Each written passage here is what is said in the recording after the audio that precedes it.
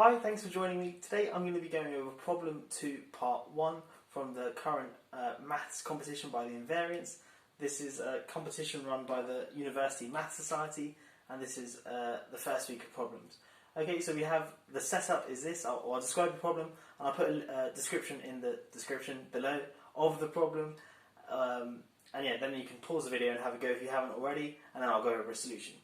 Okay, so we have 100 prisoners, all of whom are given a hat with the numbers 1 through 100 on, and there can be repetitions. 4 people can have the number 7 on, or 100 people can have, all 100 people can have the hat with the number 12 on, Okay, and then how it works is they can all see each other's hats, but they can't see what's on their own hat, and the prison guard snaps his fingers, and they all have to shout out a number between 1 and 100, and if at least one person guesses their number correctly, i.e. their number on their hat correctly, then they're all set free, otherwise they all get killed. So obviously they don't want that.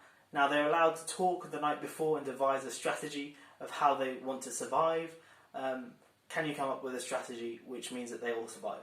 So if you want to have a go, pause the video now and I'll go over a solution. I'll go over a solution now. Okay, so there may be multiple ways of attacking this problem, but here's just one solution. Let's just have some notation first. HJ is... Oh, actually no. Before we get on to notation, I'm going to change the problem ever so slightly. So instead of the numbers 1 to 100 on the prisoner's hats, it's going to be 0 through 99. Okay, this doesn't really change the concept and the argument that much, but it just makes the mathematical details a little bit quicker in the proof or in the strategy I want to use, because I'm going to be talking about modular arithmetic. And obviously you don't have if you're looking mod 100, you don't really think about 100, you think of it as 0, and then 99 is sort of the biggest you can get, mod 100, and there'll still be 100 prisoners, there'll still be 100 numbers 0 through 99, but I'm just changing the numbers from 1 to 100 to 0 to 99. Okay, cool. I'm going to say let HJ be the hat number on person J.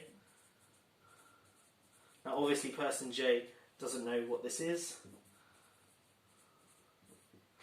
Okay, and I'm going to say H, capital H, this is going to be the sum from J equals 0 to 99 of HJ. So this is unknown to any of the prisoners because they can only see the other people's hat, they can't see what's on their head. But obviously this is some number. If you add up, if say the prison guard walks around and adds up all the hat numbers, all the HJs, that will be some number. But in particular I'm going to look at this mod 100. So H, therefore, is some number between 0 and 99. Some positive integer. Okay, cool. Now I'm going to define QJ to be very similar to capital H. It's going to be the sum from I equals 0 to 99, but I does not equal J of HI. So it's the sum of the hat numbers which prisoner J can see. So if I'm the Jth prisoner, QJ, if I add up all the hats I can see, that's going to give me QJ, but again I'm going to look mod 100. Okay, so again this is going to be some number between 0 and 99. Now here's the strategy.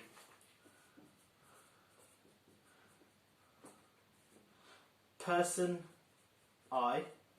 Okay, so the night before they numbered themselves from 0 to 99. So person I, the ith person, so the ith prisoner, shouts out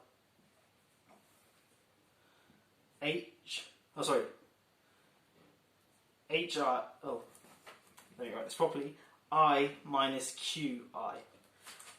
Okay, so I minus QI, because obviously they know what number they are. These are two quantities they know, I and QI. Now I claim that for some number, this is going to equal HI. Okay, but in particular, it's going to be the case when I equals capital H. Okay, so let me prove that. So I claim that H minus QH equals HH. Okay, but this is actually quite trivial because if we add QH to both sides, we get that H equals QH plus HH. But if you remember what QH and HH is, QH is this thing here. It's the sum from I equals 0 to 99. I does not equal H of HH, of HI, sorry. and then we've got the plus HH here. But we can absorb that into this sum here by just getting rid of that condition there. And obviously this is mod 100. But that is precisely what H is defined to be. Okay? So this is a very trivial proof, but it's quite important because we've shown that this strategy works. We've shown that the Hth person, obviously the Hth person won't know that they're the Hth person, i.e. the person who shouts out their number correctly, they won't necessarily know that they're, or in fact they won't know that they're the right person calling out their number correctly, but there will certainly be one person, and in particular it's this Hth person. And remember, we showed H was some number between 0 and 99, and yeah, this proof here shows that the Hth person shouts out the hat number.